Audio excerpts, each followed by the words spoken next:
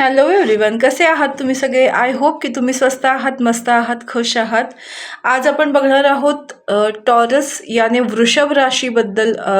तुमचा डिसेंबरचा महिना कसा असेल याबद्दल रीडिंग बघणार आहोत.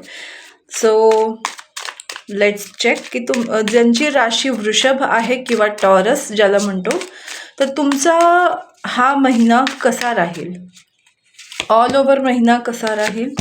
Okay, okay.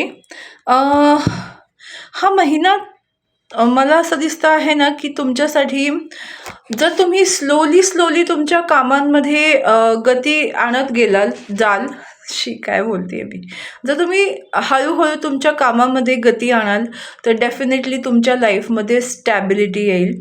पण जर तुम्ही म्हणजे एक बोलतात ना की अशा पद्धतीने, एक बोलतात ना की प्रॉब्लेम्समध्ये हडबडी करून जर तुम्ही चुकीचा निर्णय घेतला किंवा फास्ट फॉरवर्डमध्ये डिसिजन घ्यायला सुरुवात केली तर तुम्हाला प्रॉब्लेम्स येऊ शकतात.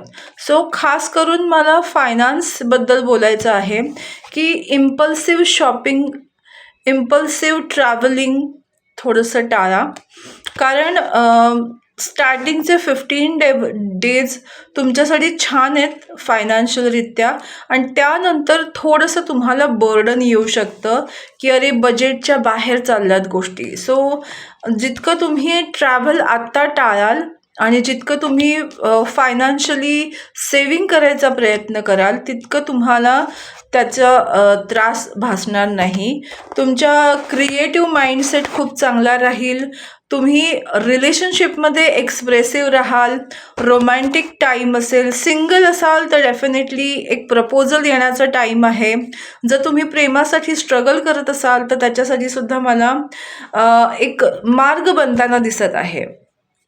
रिलेशनशिपसाठी डेफिनेटली चांगला टाईम आहे. फक्त मन तुमचं बॅलन्समध्ये ठेवायची गरज आहे, हे मला दिसतं आहे.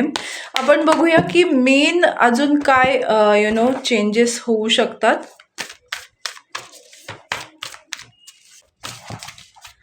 ओके, कार्ड्स 3 मिळाले आहेत, ठीक आहे, हरकत नाही. High priestess, strength and the lovers. तर मला तेच दिसतं आहे. सगळ्यात इम्पॉर्टंट गोष्ट आहे की तुमच्या रिलेशनशिपमध्ये खरं वागा. जितकं तुम्ही खरं बोलाल, एकमेकांशी कम्युनिकेट कराल, तितकं तुमचं रिलेशनशिप स्ट्रॉंग होईल. ओके, हे रिलेशनशिप रीडिंग नाही आहे, बट रिलेशनशिपबद्दल खूप जास्त इन्फॉर्मेशन येते म्हणून मी देते आहे. सो एक आहे की तुम्ही तुमच्या क्रिएटिव्ह माइंडसेटचा जर वापर करून बाय चॉईस कुठला बिझनेस करायचा स्टार्ट केलात, त्या बाबतीमध्ये पूर्ण नॉलेज घेऊन तुम्ही बिझनेस चालू करू शकता, ज्याच्यामध्ये तुम्हाला फायनान्शियल स्टॅबिलिटी मिळू शकते. बिझनेससाठी पार्टनरशिपमध्ये तुम्ही खूप चांगल्या पद्धतीने बिझनेस करू शकता. जॉबसाठी करायचं म्हटलं तर तुमची क्रिएटिव्हिटी वापरून तुम्ही जॉब करा. तुम्हाला करिअरमध्ये ॲक्च्युली खूप चांगला स्कोप आहे, पण जसं मी मगाशी सांगितलं की पाण्यासारखा पैसा वाहून देऊ नका. बजेटमध्ये गोष्टी करा.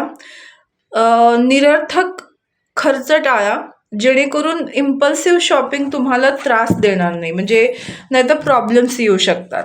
काहीतरी अशी इन्फॉर्मेशन तुमच्या समोर येईल ज्याच्यामुळे तुम्हाला थोडंसं वाईट वाटू शकतं, बट रिलेशनशिपमध्ये काही इन्फॉर्मेशन तुमच्या समोर येणार आहे regarding to your partner. Okay, so यासाठी तुम्हाला कोणत्या एनर्जीमध्ये राहण्याची गरज आहे. ओके, तुम्हाला इनडिसायसिव्हमध्ये राहायची गरज नाही. तुम्हाला कन्फ्युजनमध्ये नेहमी तुम्ही पडाल, पण कन्फ्युजनमध्ये जेव्हा तुम्ही याल तेव्हा कोणताही डिसिजन घ्यायचा नाही आहे. इमोशन्सना खूप बॅलन्स करा. त्यावेळी पाणी प्या, मेडिटेशन करा, प्राणायाम करा.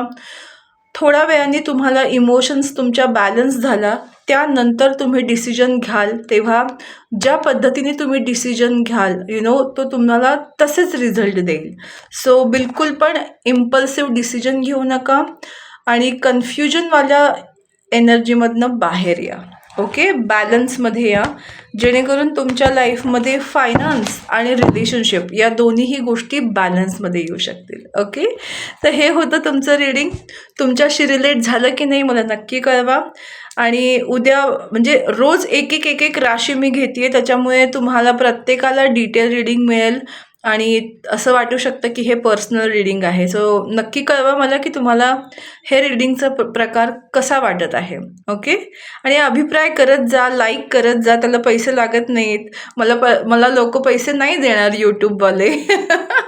अजून तेवढा क्रायटेरिया नाही झालेला आहे कम्प्लीट. सो बिनधास्तपणे तुम्ही करू शकता. बाय.